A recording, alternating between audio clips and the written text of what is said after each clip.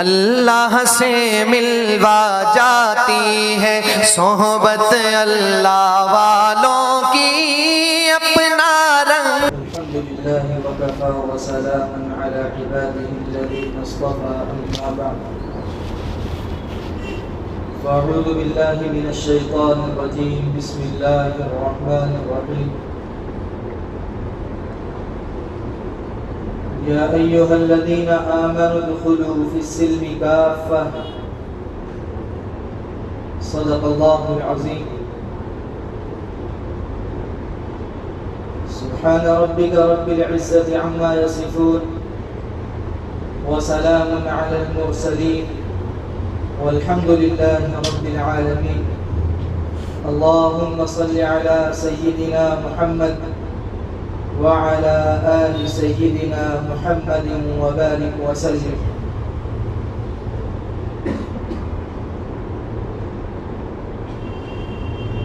محترم بزرگوں اور دوستوں، اللہ تبارک و تعالی کا لاکھ لاکھ احسان ہے کہ اللہ تبارک و تعالی نے ہم سب کو ایک اہم فریضہ جمعہ کی نماز کے لیے جمع فرمایا۔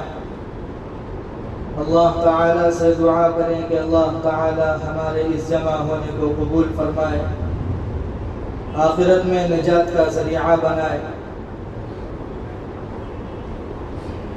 عزیز دوستو، ہم لوگ مسلمان ہیں اور اسلام کو ماننے والے کہلاتے ہیں، لیکن ہم نے کبھی سوچا کہ مسلمان کس کو کہتے ہیں؟ مسلمان ہونے کی کیا علامت ہے؟ تم اپنے آپ کو مسلمان کہتے ہو، تمہارے مسلمان ہونے کی کیا علامت ہے؟ تمہارے مسلمان ہونے کی کیا پہچان ہے؟ اسلام کی وہ کون سی خوبی ہے جسے دیکھ کر تمہارا مسلمان ہونا معلوم ہوتا ہو؟ تمہارے اندر اگر اسلام کی خوبی نہیں، اسلام کی پہچان نہیں، اس کے باوجود اگر تمہارا دعویٰ اپنے متعلق مسلمان ہونے کا ہے تو تمہارا دعویٰ بے سود اور غلط ہے۔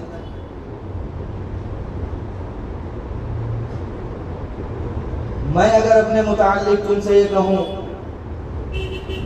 کہ میں ایک بڑھئی ہوں، تم مجھ سے میز، کرسی، چارپائی وغیرہ بنواؤ تو تمہاری نظر سب سے پہلے میرے سامان کی طرف جائے گی۔ تم میرے سامان میں بڑھئی کا اوزار تلاش کرو گے۔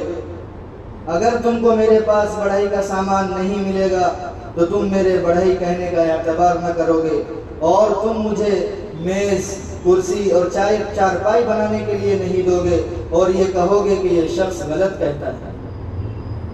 اگر یہ شخص واقعی بڑھئی ہوتا تو اس کے پاس بڑھئی کے اوزار ہوتے۔ بڑھئی کے اوزار نہ ہونا اس بات کی علامت ہے کہ یہ شخص بڑھئی نہیں ہے۔ میرے عزیز بھائیوں، غور کرو، جب بڑھئی بغیر اوزار کے بڑھئی نہیں، لوہار بغیر اوزار کے لوہاری نہیں، تو تم اپنے اندر مسلمان ہونے کی نشانی رکھے بغیر مسلمان کیسے کہلاؤ؟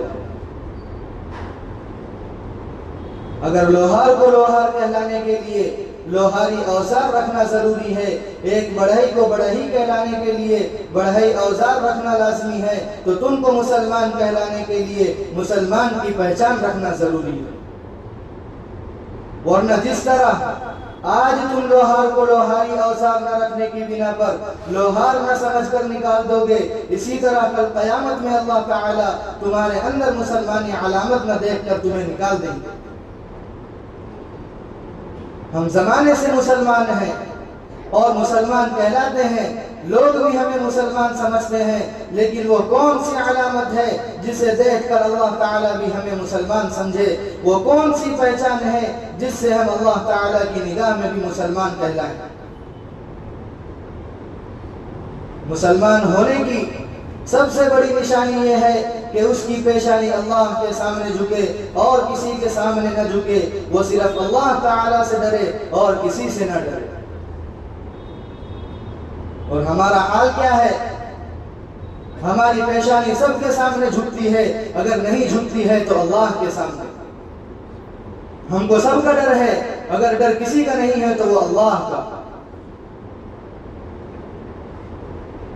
میں جو یہ کہتا ہوں کہ اللہ کا ڈر نہیں ہے، بلا وجہ نہیں کہتا، اس کی وجہ ہے اللہ تعالیٰ کا خوف ہونے کا مطلب یہ ہوتا ہے کہ اس کے حکم کی بجا آوری میں کسی کا ڈر روک نہ بنے۔ اس کی آزمائش کا بہترین وقت وہ ہوتا ہے جب تم کسی حاکم کے پاس ہوتے ہو اور نماز کا وقت ہو جاتا ہے، اس وقت اللہ تعالیٰ کی اطاعت گزاری ہونی چاہیے، لیکن ہوتا یہ ہے کہ حاکم کا رعب و ادب حکم الہی کی بجا آوری سے تم کو روک دیتا ہے۔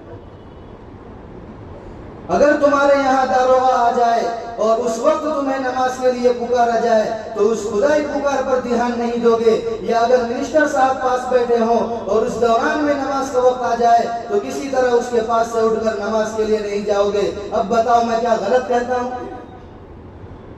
اب فیصلہ کرو تم پر کس کا خوف غالب ہے، تم کس سے زیادہ ڈرتے ہو، مالک کائنات سے یا ایک تھانے کے حاکم سے؟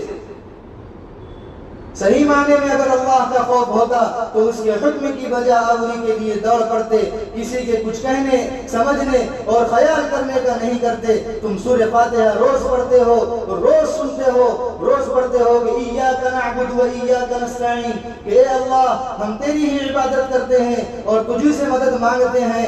ہر وقت سورہ فاتحہ کی قرأت میں اس چیز کا اقرار کرتے ہیں، لیکن ہمارا حال کیا ہے؟ ہم کس کس کی عبادت نہیں کرتے اور کس کس سے مدد نہیں چاہتے؟ تم کو جس سے کام نکلنے اور بننے کی امید نظر آتی ہے، سب کی عبادت کرتے اور سب سے مدد چاہتے ہو۔ نفس پرستی، آبا پرستی، شخصیت پرستی، قبر پرستی، تم ان میں سے کس کی پرستش نہیں کرتے اور کس کو حاجت روا نہیں سمجھتے؟ عورت کا بچہ جب بیمار ہوتا ہے تو اس وقت اس کی حالت دیکھنے کے قابل ہوتی ہے، بچے کی صحت یابی کے لیے جو طریقہ اختیار کرنا پڑے اختیار کر لیتی ہے، اور حق تو یہ ہے کہ شفا یابی کی امید اگر کفری یا شرکی یا طریقہ اختیار کرنے میں نظر آئے تو اس طریقے کو اختیار کرنے سے بھی باز نہیں رکھتی۔ ڈائن کو جھاڑ منتر کے لیے بلا لیتی ہے اور دیوی دیوتا تک کی دعائیں مانگ لیتی ہے، بچہ جس جتن سے شفا یاب ہو ہر طریقوں کو اختیار کر لیتی ہے۔ بھلا بتاؤ تو کیسے ہو؟ اللہ تعالیٰ سے شفا نہیں چاہتے، اس سے مدد نہیں چاہتے، اس کے سامنے اپنا دکھ درد نہیں رکھتے، غیروں سے مدد چاہتے ہو اور حاجت روائی چاہتے ہو، حالانکہ اللہ تعالیٰ کو سب کچھ مانتے ہو اور سب کچھ سمجھتے ہو۔ تم جانتے ہو اس وقت اللہ کی غیرت جوش میں آتی ہے کہ ہمارا بندہ جسے ہم نے ساری ضروریات زندگی پہنچائی ہم کو چھوڑ کر غیروں سے مانگتا پھرتا ہے، ہمارے در پر آنے کے بجائے دوسروں کے در کی خاک چاٹتا ہے۔ تم اپنے اس عمل سے اللہ تعالیٰ کو ذلیل کرتے ہو۔ ایک رئیس زادہ اگر دوسرے سے کپڑے اور کھانے کی بھیک مانگے تو اس کے شریف باپ کو کس قدر روحی تکلیف ہوگی، وہ کیسا دل برداشتہ ہوگا اور اس کی عزت کو کس قدر دھچکا لگے گا۔ باپ سوچے گا کہ جب اس کو کھانا ہم دیتے ہیں، رہنے کو مکان ہم دیتے ہیں، تو اس کو کمی کس چیز کی ہے کہ دوسرے کے سامنے ہاتھ پھیلاتا ہے۔ اسی طرح اللہ تعالیٰ کی غیرت جوش میں آتی ہے کہ جب اس کا بندہ غیروں سے مدد طلب کرتا ہے، اللہ تعالیٰ فرماتے ہیں میرے خزانے میں کس چیز کی کمی ہے کہ دوسروں سے مانگتا پھرتا ہے، ہم اسے کیا نہیں دے سکتے، اس کی کس مانگ کو پورا نہیں کر سکتے، آج تک ہم نے اس کی کون سی ضرورت پوری نہیں کی اور اسے کیا کچھ نہیں دیا کہ وہ غیروں کا دست نگر بنا ہوا ہے اور سب سے بھیک مانگتا پھرتا ہے۔ شرک کو ظلم عظیم اسی لیے کہا گیا کہ شرک کا مرتکب خدا کی خدائی کو اپنے رویے سے کمزور ثابت کرتا ہے اور اسے قادر مطلق نہیں سمجھتا، یا یوں کہیے کہ خدا کو اس لائق تصور نہیں کرتا کہ وہ اس کی ساری ضرورتیں پوری کر سکے اور مراد بھر لائے۔ یہ بات اللہ تبارک و تعالیٰ کو حد درجہ ناگوار ہے کہ اس کا بندہ غیر سے مدد کا طالب ہو اور اس کے علاوہ کسی سے استعانت چاہے، کسی سے مدد چاہے۔ اس جرم کا مرتکب اسلام کی نظر میں مشرک ہے۔ اللہ تعالیٰ انسان کے دوسرے گناہوں کو معاف کر سکتے ہیں لیکن شرک کرنے والے کی کبھی مغفرت نہیں کریں گے۔ مشرک کے بارے میں اللہ تبارک و تعالیٰ کا یہ فیصلہ ہے ان اللہ لا یغفر ان یشرک بہ ویغفر ما دون ذلک لمن یشاء. اللہ تعالیٰ شرک کرنے والے کو معاف نہیں کریں گے اور اس کے سوا جتنے گناہ ہیں جس کو چاہیں گے معاف کر دیں گے. اگر دل میں شرک ہے یعنی خدا کی محبت کے ساتھ غیر کی محبت بھی رچی بسی ہے، خدا کو دل میں جگہ دینے کے ساتھ دوسروں کو بھی جگہ دے رکھی ہے، تو یہ بھی شرک ہے. ہمارے مسلمان ہونے کی یہی پہچان ہے. اگر صرف اللہ تعالیٰ کی محبت دل میں ہے، دل میں اللہ تعالیٰ بسا ہے تو ہم مسلمان ہیں، اور اگر دل میں اللہ نہیں ہے، دنیا اور دنیا کی چیز ہے، تو ہم مسلمان نہیں ہیں. برائیاں اسی لیے کرتے ہیں کہ دل میں اللہ نہیں. جب دل میں اللہ ہوگا تو رات کے وقت دوسروں کے کھیت میں بھینس نہیں چراؤ گے، ناجائز کو جائز اور حرام کو حلال نہیں سمجھو گے، کسی کا نقصان نہیں سوچو گے اور نہ کسی کو تکلیف پہنچاؤ گے. آج تم نے اپنے دل میں ہر چیز کو جگہ دے رکھی ہے، مال و دولت کو گھسا رکھا ہے، بال بچوں کو داخل کر لیا ہے، ساز و سامان کو بسا لیا ہے، اور اگر تمہارے دل میں کسی کے لیے جگہ نہیں ہے تو وہ اللہ ہے. شرک کے معنی صرف بتوں کی عبادت ہی نہیں بلکہ دل میں خدا کے سوا دوسروں کو بسانا بھی شرک ہے. ایک حدیث میں ہے، گویا یہ کمزور روایت ہے، اس کا مفہوم یہ ہے مومن کا دل اللہ کا عرش ہے. اس کا مطلب یہ ہے کہ اس گھر میں اللہ تعالیٰ کے سوا کسی اور چیز کو جگہ نہیں دے سکتے اور اس کے علاوہ اور کو نہیں بٹھا سکتے. اس کی ایک مثال سمجھو. ایک شخص نے تم کو رہنے سہنے کے لیے 8 کمرے دے دیے اور 8 کمرہ 8 کے سوا اس نے اپنے لیے رکھا. تم اس میں رہنے سہنے کے لیے منع کر دیا. اب اگر تم ان 8 کمروں میں رہنے سہنے کے ساتھ اس 9 میں بھی رہنا شروع کر دو تو یہ کتنا بڑا ظلم ہوگا.